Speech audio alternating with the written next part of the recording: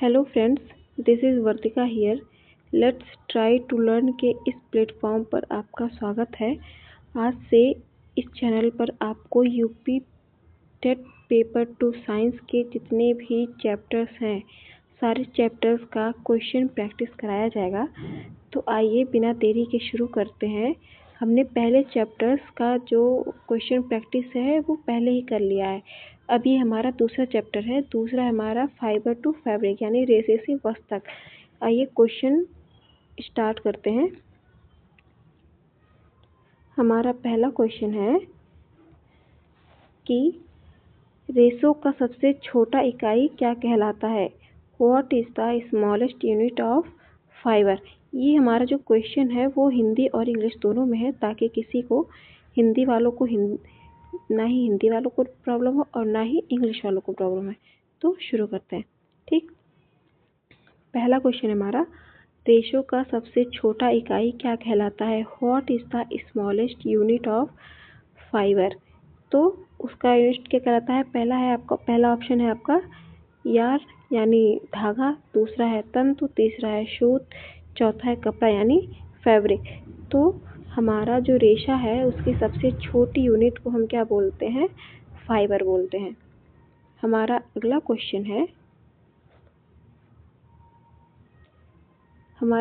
Question है कि निम्न में से कौन सा प्राकृतिक रेशा है? Which of the following is a natural fibre? ठीक, तो नेचुरल फाइबर यानी धागा कौन सा है? नेचुरल का क्या मतलब होता है कि जिसको नेचर ने बनाया हो, और आर्टिफिशियल का क्या मतलब होता है? जो कैसा होता है? मैन मेड होता है, यानी ह्यूमंस के थ्रू बनाया। तो इसमें जो नायलॉन है वो भी आपका क्या है? आर्टिफिशियल है। दूसरा आपका पॉलिएस्टर भी क्या है? आर्टिफिशियल है, यानी मैन मेड है। और एक्रिलिक भी क्या है? मैन मेड है।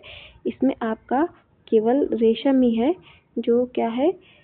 नेचुरल है, यानी जो किससे मिलता है? रेशम के कीट से मिलता है। रेशम के कीट से मिलता है। जो रेशम का कीट होता है उसके पालन को क्या बोलते हैं? रेशम कीट का पालन जो होता है उसको क्या बोलते हैं? उसको बोलते हैं सेरीकल्चर, SERECULTURE। ठीक, सेरीकल्चर बोलते हैं। इसको याद रखिएगा कि रेशम जो होता है आपका क्या होता है? नेचुरल फाइबर होता है। और रेशम का जो कीट होता है उसके पालन को हम क्या बोलते हैं? सेरीकल्चर। ठीक, आइए आगे बढ़ते हैं। हमारा अगला क्वेश्चन है कि ऊन प्राप्त किया जाता है। ऊन इज ऑब्टेन फ्रॉम, मतलब ऊन को हम किससे प्राप्त करते हैं? पौधों से करते हैं, जानवरों से करते हैं, मिनरल्स यानी खनिज से करते हैं, या फिर कृत्रिम स्रोतों यानी सिंथेटिक रिसोर्स से करते हैं। तो जो हमारा ऊन है वो किससे होता है? हमको जानवरों से मिलता है। जैसे हमारी जो भेड़ होती है, हमारा जो बकरी होता है, उसके बॉडी के जो बाल होते हैं उससे हमको क्या मिलता है? ऊन मिलता है। यानी तो जो हमारा ऊन है वो क्या है? एक एनिमल प्रोडक्ट है। अगला क्वेश्चन है कि कपास के रेशे का मुख्य घटक क्या होता है? कपास के रेशे का मुख्य घटक क्या होता है? Main component of the cotton fibre. तो मेन कॉटन जो होता है उसका जो मेन कंपोनेंट होता है वो क्या होता है? सेलुलोज होता है। और प्रोटीन किसका होता है? प्रोटीन जो होता है वो ऊल का होता है, यानी ऊन का होता है। ऊन का मेन कंपोनेंट क्या होता है? प्रोटीन होता है। लेकिन जो कॉटन होता है उसका मेन कंपोनेंट क्या होता है? सेलुलोज, यानी हमारा बी ऑप्शन क्या है? करेक्ट है। हमारा अगला क्वेश्चन है रेशम का उत्पादन किस जीव से होता है? रेशम का उत्पादन किस जीव से होता है? Silk is produced from honey bee से यानी मक्खी से, सिल्कवॉर्म यानी रेशम कीट से, मकड़ी यानी स्पाइडर से, कीड़ा यानी वॉर्म से। तो हमारा जो हमारा रेशम है वो किससे होता है? नाम से ही क्लियर है, यहाँ पे रेशम कीट से होता है। और एक बार फिर से, रेशम कीट का जो पालन होता है उसको क्या बोलते हैं? कल्चर। ठीक, इसको ध्यान रखिएगा आप लोग। हमारा अगला क्वेश्चन है जिनिंग यानी गिनिंग प्रक्रिया का मुख्य उपयोग जिनिंग प्रक्रिया का उपयोग किसके लिए होता है, यानी ginning process is used for, किसके लिए होता है, रेशों को रगड़ने के लिए होता है, बीज को अलग करने के लिए होता है, कपड़ा बुनने के लिए होता है, या धागा बनाने के लिए। यानी रेशों को रगड़ना यानी डाइंग ऑफ फाइबर, बीजों को अलग करें separating seed from the cotton, कपड़ा बुने वेविंग फैब्रिक, और धागा बनाने का मतलब क्या होता है, स्पिनिंग। तो हमारा जो गिनिंग का प्रोसेस है वो क्या करने के लिए होता है, यहाँ पे हमारा ऑप्शन भी करेक्ट है कि सीड को अलग करने के लिए होता है, separating seed from the cotton. Cotton के जो बॉल होते हैं उनसे बीज को अलग करने के लिए किस प्रोसेस का यूज होता है, गिनिंग का। हमारा अगला क्वेश्चन है रेशों को धागों में बदलने की प्रक्रिया क्या कहलाती है, process of converting fibres into yarn is called. तो इसको क्या बोलते हैं, कताई बोलते हैं। ठीक, क्या होता है, कताई। बुनाई में क्या होता है कि बुनाई में आपको फैब्रिक मिलता है, ठीक, लेकिन जो कताई होती है उससे इससे क्या मिलता है, एक फाइबर होता है। जब कई सारे फाइबर आपस में मिलते हैं तो एक धागे जैसी संरचना बनाते हैं, वही यार्न कहलाता है आपका।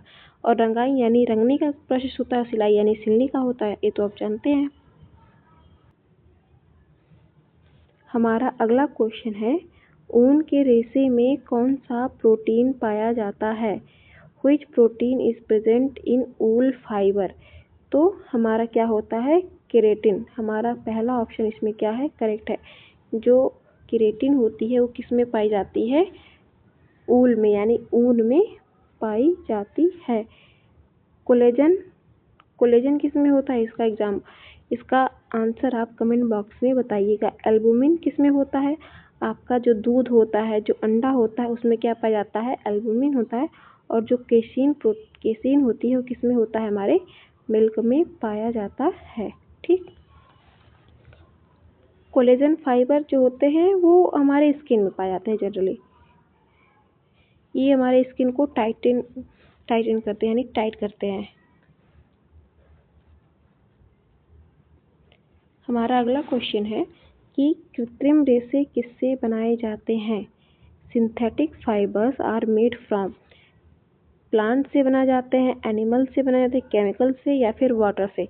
तो यहाँ पे देखिए प्लांट, अगर प्लांट से बन रहा है तो क्या हो जाएगा, वो नेचुरल हो जाएगा। ठीक, अगर जानवरों से बन रहा है तो भी वो क्या हो जाएगा, वो एनिमल प्रोडक्ट हो जाएगा। ठीक, लेकिन और अगर वाटर से बन रहा है तो वाटर से पहली बात कोई फाइबर बनता नहीं है। आपका तीसरा आया क्या है, रसायनों से यानी केमिकल से, यानी मैन मेड। जो मैन मेड प्रोडक्ट्स होती हैं, ठीक, तो जो हमारा कृत्रिम रेशा होता है किससे बनता है, केमिकल से बनता है। आगे बढ़ते हैं। निम्न में से कौन सा ऊष्मा का अच्छा रोधक है, which is a good insulator of heat. मतलब जो हीट को क्या करे, रेजिस्ट करे, मतलब एक बार अगर हीट अंदर ट्रैप हो गई तो फिर वो बाहर ना जाने पाए। ठीक, तो इसमें से हमारा कौन सा है, ऊन, कपास यानी कॉटन। तो आप गर्मियों में कॉटन के कपड़े किस लिए पहनते हैं, ताकि जो एरेशन है वो बना रहे, मतलब हवा एक अंदर से बाहर की तरफ आए जाए। ठीक, तो ये तो हो नहीं सकता, हमारा पहला ऑप्शन क्या हो जाता है, इनकरेक्ट हो जाता है। दूसरा है यहाँ पे, तीसरा हमारा नायलॉन। तो नायलॉन भी सिंथेटिक फाइबर है, तो ये इंसुलेटर नहीं होता हीट का, रेशम भी नहीं होता है, हमारा ऊन ही। क्योंकि हम सर्दियों में क्या करते हैं, ऊन के ही तो कपड़े पहनते हैं। किस लिए पहनते हैं, ताकि जो हमारे बॉडी की जो हीट है वो बाहर ना जाने पाए। तो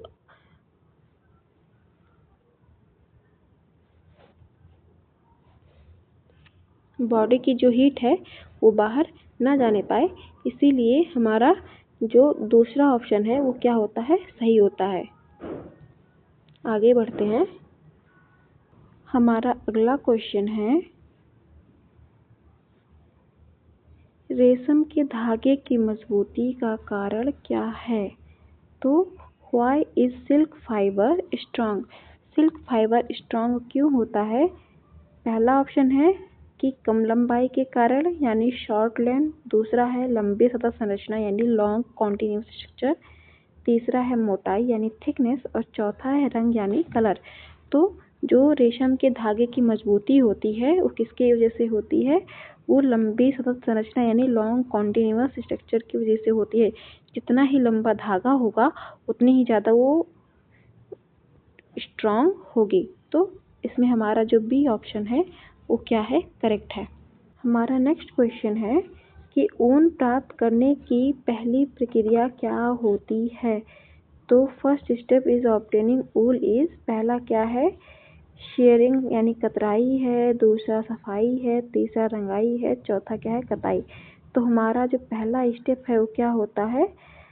कतराई यानी कटाई होती है। ठीक, कटाई हमारा क्या होता है? यानी शेयरिंग हमारा क्या होता है? फर्स्ट स्टेप होता है। आइए नेक्स्ट क्वेश्चन की तरफ बढ़ते हैं। हमारा अगला क्वेश्चन है कि निम्न में से कौन सा पशु ऊन नहीं देता? Which animal does not give wool?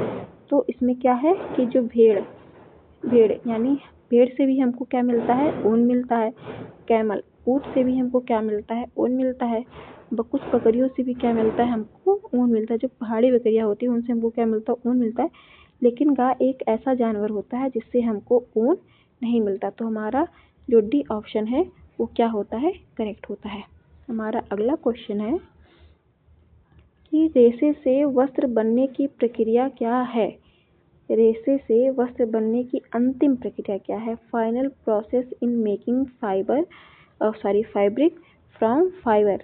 तो क्या है हमारा लास्ट स्टेप? क्या होता है? बुनाई होता है, वीविंग। इसमें हमारा बी ऑप्शन क्या होता है? करेक्ट होता है। हमारा जो पहला स्टेप होता है वो कटाई। ठीक, दूसरा स्टेप जो होता है वो क्या होता है? सफाई। हमारा तीसरा स्टेप होता है छटाई। हमारा चौथा स्टेप होता है कताई। पांचवा स्टेप होता है रंगाई और हमारा छठवां स्टेप होता है यानी धागा बनाना। और धागे से फिर क्या होता है? बुनाई होती है। तो हमारा जो लास्ट स्टेप होता है वो क्या होता है? वीविंग। यानी हमारा जो बी ऑप्शन है वो क्या है? करेक्ट है। हमारा अगला क्वेश्चन है कि ऊन के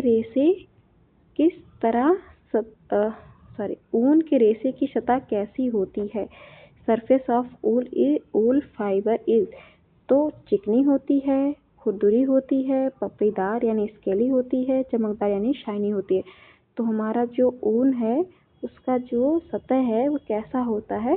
खुरदुरा। यानी हमारा जो बी ऑप्शन है वो करेक्ट है। हमारा अगला क्वेश्चन है कि रेशम कीट का जीवन चक्र किस अवस्था में सबसे महत्वपूर्ण होता है? Which stage of silkworm is most important? तो उसका एग स्टेज होता है इम्पोर्टेंट, कि उसका लार्वा स्टेज, कि उसका प्यूपा स्टेज या फिर उसका एडल्ट स्टेज। तो हमारा जो सिल्क वॉर्म होता है उसका स्थल यानी ये जो आपका सी ऑप्शन है यानी प्यूपा, ये प्यूपा स्टेज ही क्या होती है? इम्पोर्टेंट होती है, क्योंकि इसी प्यूपा स्टेज से ही क्या मिलता है? हमको सिल्क मिलता है। इसीलिए हमारा जो प्यूपा स्टेज होता है वो क्या होता है? वो इम्पोर्टेंट होता है। तो हमारा सी ऑप्शन क्या होता है? करेक्ट होता है। हमारा अगला क्वेश्चन है कि रेशे की लंबाई और मजबूती किस गुण को प्रभावित करती है? Length and strength of fibres affect, किसको इफेक्ट करेंगी? क्या वो कलर को इफेक्ट करेंगी, या बनावट को करेंगी, या धागे की गुणवत्ता को करेंगी, या फिर वजन को करेंगी? तो ना तो वो कलर को करेंगी, ना ही वो बनावट को करेंगी, ना ही वो वजन को करेंगी। वो किसको अफेक्ट करेंगी? वो धागे की गुणवत्ता यानी क्वालिटी ऑफ यार्न को क्या करेंगी? अफेक्ट करेंगी। तो यहाँ पे हमारा सी ऑप्शन क्या है? करेक्ट है। आइए अगले क्वेश्चन की तरफ बढ़ते हैं। हमारा अगला क्वेश्चन है कि निम्न में से कौन सा मिश्रित रेशा है? निम्न में से कौन सा मिश्रित रेशा है? Which is a blended fiber? मिश्रित रेशे का मतलब समझते हैं आप लोग? ऐसा रेशा जो 2 या 2 से अधिक टाइप के फाइबर से मिलके बना हो उसको हम क्या बोलते हैं? मिश्रित फाइबर बोलते हैं। तो इसमें जो कपास होती है, हमारी कॉटन होती है, वो क्या होती है? वो प्योर होती है। ठीक, हमारा ऊल भी क्या होता है? प्योर होता है। हमारा रेशम भी क्या होता है? प्योर होता है। लेकिन जो हमारा टेरिकॉट होता है वो क्या होता है? वो इम्प्योर यानी क्या होता है? मिक्स होता है हमारा। ठीक, टेरिकॉट क्या होता है? मिक्स होता है। तो यहाँ पे हमारा जो सी ऑप्शन है वो क्या है? करेक्ट है। C option is correct.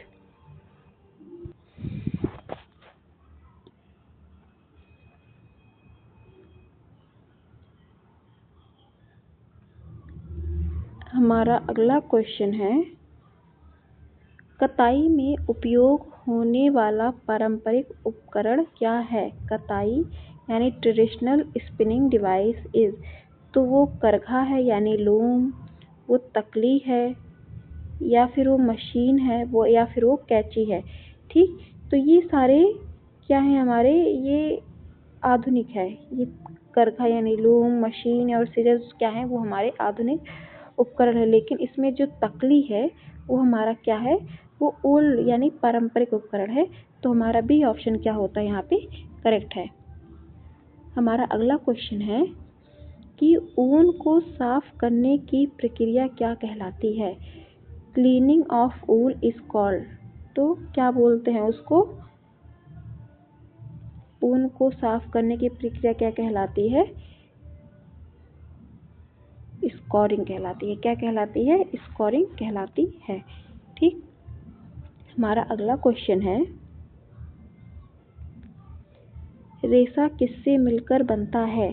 Fibre is made up of, तो वो परमाणु से मिलकर बनता है यानी मॉलिक्यूल से मिलकर बनता है। वो परमाणु यानी एटम से मिलकर बनता है। वो सूक्ष्म तंतु यानी माइक्रोफिलामेंट से मिलकर बनता है, या फिर वो कोशिकाओं से यानी सेल्स से मिलकर बनता है। तो जो हमारा रेशा होता है वो किससे मिलके बनता है? वो सूक्ष्म तंतु से मिलके बनता है, यानी हमारा सी ऑप्शन क्या है? करेक्ट है। यानी माइक्रोफिलामेंट्स हमारा क्या होता है? करेक्ट होता है। हमारा अगला क्वेश्चन है कि which fibre is obtained from stem, कौन सा रेशा जो है वो तने से प्राप्त होता है? तो इसमें आपका जूट है, कॉटन है, जूट है, सिल्क है, या फिर ऊल है। तो हमारा ऊल जो है वो एनिमल से मिलता है। हमारा सिल्क जो है वो सिल्क वर्म से मिलता है। ठीक, हमारा जो कपास जो है वो किससे मिलता है? ये प्लांट से मिलता है। ठीक, प्लांट से, लेकिन उसका कॉटन बॉल होता है, गेज जैसी संरचना होती है, उसी से मिलता है। लेकिन यहाँ पे हमारा जूट जो है वो क्या है? वो तने यानी स्टेम से मिलता है। हमारा यहाँ पे बी ऑप्शन, तो यहाँ पे हमारा बी ऑप्शन क्या है? करेक्ट है। हमारा अगला क्वेश्चन है कि ऊन में गंध क्यों आती है? Why does wool have smell, ऊन में गंध क्यों होती है? वसा की वजह से, लेरोनिन की वजह से, पानी की वजह से, या फिर प्रोटीन की वजह से? तो ना ही इसमें गंध हमारी वसा की वजह से आती है, ना ही पानी की वजह से आती है, और ना ही प्रोटीन की वजह से। इसमें नेरोनिन नाम का एक केमिकल पाया जाता है जिसकी वजह से ऊन से क्या आती है? स्मेल आती है। और यही जो लेनोलिन होता है वो किस में पाया जाता है? लिपस्टिक में पाया जाता है। लिपस्टिक में भी पाया जाता है। ठीक, ये बात आप ध्यान रखिएगा। हमारा अगला क्वेश्चन है कि synthetic fibres are polymers of, कृत्रिम रेशे किसके बहुलक होते हैं? तो नेचुरल कंपाउंड्स के होते हैं, पेट्रोकेमिकल के होते हैं, मिनरल के होते हैं, या फिर वाटर के होते हैं। तो हमारा जो सिंथेटिक फाइबर होता है वो पेट्रोकेमिकल का क्या होता है? पॉलीमर होता है, यानी बहुलक होता है। जब कई सारे केमिकल के मॉलिक्यूल्स आपस में मिलते हैं तब हमारा क्या बनता है? कृत्रिम रेशा बनता है। हमारा अगला क्वेश्चन है कि silk fibre is composed of, silk रेशम किससे बना होता है? तो रेशम किससे बना होता है? क्या वो सेलुलोज से बनता है, सेलुलोज से बना होता है, प्रोटीन से बना होता है, फैट से बना होता है, या फिर स्टार से? तो हमारा जो रेशम है वो किससे बना होता है? प्रोटीन से बना होता है। रेशम हमारा किससे बनता है? प्रोटीन से बनता है। सेलुलोज से क्या बनता है? हमारा कॉटन बनता है।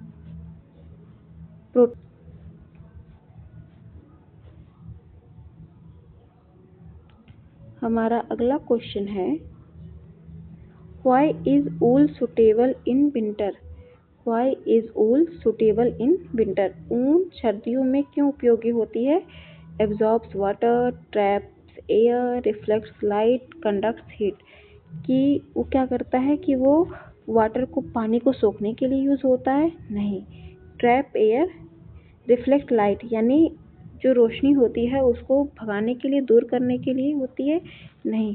कंडक्ट हीट, नहीं, हीट को भी कंडक्ट करने के लिए नहीं होता। उसका काम क्या होता है कि वो एयर को ट्रैप करती है ताकि जो एयर है वो आपकी बॉडी को टच ना करने पाए। तो यहाँ पे हमारा बी ऑप्शन क्या होता है? करेक्ट होता है। अब बढ़ते हैं अपने अगले क्वेश्चन की तरफ। हमारा अगला क्वेश्चन है कि which fiber burns with smell? which fiber burns with smell of hair? बाल जैसी गंध किसमें आती है?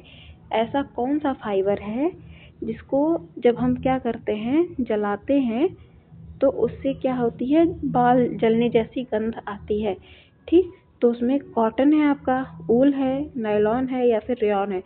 तो इसमें हमारा जो ऊन है, ऊन, क्योंकि ये एक एनिमल प्रोडक्ट होता है, तो जब ये भी बाल है तो ऊन भी किससे बना होता है? भेड़ की, बकरी की बाल से बना होता है। तो जब इसको हम जलाते हैं तो इससे बाल जैसी गंध क्या होती है? आती है। ठीक, तो हमारा यहाँ पे बी ऑप्शन क्या होता है? करेक्ट होता है। आइए बढ़ते हैं अपने अगले क्वेश्चन की तरफ। हमारा अगला क्वेश्चन है कि वेविंग इन्वॉल्व्स बुनाई में क्या होता है? इसमें पहला ऑप्शन है आपका फाइबर ट्विस्टिंग, फाइबर को ट्विस्ट यानी मोड़ते हैं। यार्न इंटरलॉकिंग, कि जो यार्न्स होते हैं, जो धागे होते हैं, उनको आपस में पिरोया जाता है। ठीक, डाइंग यानी कलर किया जाता है, कटिंग यानी काटा जाता है। तो यहाँ पे जो हमारा बी ऑप्शन है यानी यार्न इंटरलॉकिंग, बुनाई में क्या करते हैं कि हम धागों को क्या करते हैं? आपस में जोड़ते हैं। तो यहाँ पे यार्न इंटरलॉकिंग क्या होता है? हमारा सही होता है, यानी हमारा बी ऑप्शन क्या है? करेक्ट है। हमारा अगला क्वेश्चन है कि नेचुरल फाइबर्स आर, प्राकृतिक रेशे होते हैं, non biodegradable, biodegradable, artificial, plastic. तो हमारे जो नेचुरल रेशे होते हैं वो कैसे होते हैं? बायोडिग्रेडेबल। मतलब ये बाद में क्या होते हैं कि ये इनको जो हमारे बैक्टीरिया, फंगस होते हैं वो खा के क्या करते हैं? ख़त्म कर देते हैं। नॉन बायोडिग्रेडेबल का मतलब क्या होता है? जो सालों साल ऐसे, हजारों लाखों साल ऐसे क्या है, पड़ा रहे, जो ख़त्म ना हो, उसको क्या बोलते हैं? Non biodegradable. तो प्राकृतिक रेशे ऐसे नहीं होते। प्राकृतिक रेशे कैसे होते हैं? बायोडिग्रेडेबल। मतलब ये कुछ समय पश्चात क्या होते हैं? ख़त्म हो जाते हैं।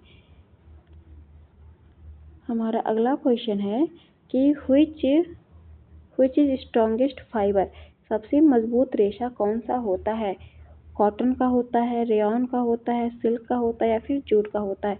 तो यहाँ पे हमारा जो सिल्क है, यानी हमारा जो सी ऑप्शन है वो क्या है? करेक्ट है। सिल्क का धागा क्या होता है? सबसे स्ट्रॉन्ग होता है। ठीक, हमारा अगला क्वेश्चन है कि व्हाई सिंथेटिक फाइबर्स मेल्ट्स। ठीक, व्हाई सिंथेटिक फाइबर्स मेल्ट, कृत्रिम रेशे, सॉरी यहाँ पे हिंदी में टाइपिंग में क्या हुआ है? मिस्टेक हुआ है, लेकिन इसका मतलब है कृत्रिम रेशे क्यों पिघल जाते हैं? तो ड्यू टू कूलिंग इफेक्ट, मतलब ठंडे होने की वजह से। ड्यू टू थर्मोप्लास्टिक नेचर, कि इनका जो नेचर है वो प्लास्टिक जैसा है। ड्यू टू हाई ड्यूरेबिलिटी, मतलब ज़्यादा टिकाऊ होते हैं उसकी वजह से। या फिर हाइड्रोफोबिक सरफेस, मतलब जो ये मतलब कि हाइड्रोफोबिक का मतलब होता है जो पानी से दूर भागे। तो इन चारों में से किसकी वजह से जो हमारा रेशा है वो पिघल जाता है? सिंथेटिक रेशा यानी कृत्रिम रेशा। तो वो किसकी वजह से होता है? Due to thermoplastic nature. ठीक, थर्मोप्लास्टिक नेचर का मतलब होता है कि ऐसा, ये प्लास्टिक जैसा, कि मतलब ऐसा प्लास्टिक जो टेम्परेचर के कांटेक्ट में आने से क्या कर जाता है? पिघल जाता है। सॉरी पिघल जाता है उसको हम क्या बोलते हैं, थर्मोप्लास्टिक बोलते हैं। तो हमारे सिंथेटिक फाइबर का जो नेचर होता है वो कैसा होता है, थर्मोप्लास्टिक होता है। हमारा क्वेश्चन यहीं पे ख़त्म होता है। अगर वीडियो आपको अच्छी लगी हो तो लाइक करें, सब्सक्राइब करें और शेयर करें। और कमेंट बॉक्स में ज़रूर बताएं कि आपके कितने क्वेश्चन सही हैं और कितने गलत हैं। अगर इसमें हमसे भी कोई गलती हुई हो तो उसको आप कमेंट बॉक्स में ज़रूर बताइए। Thank you.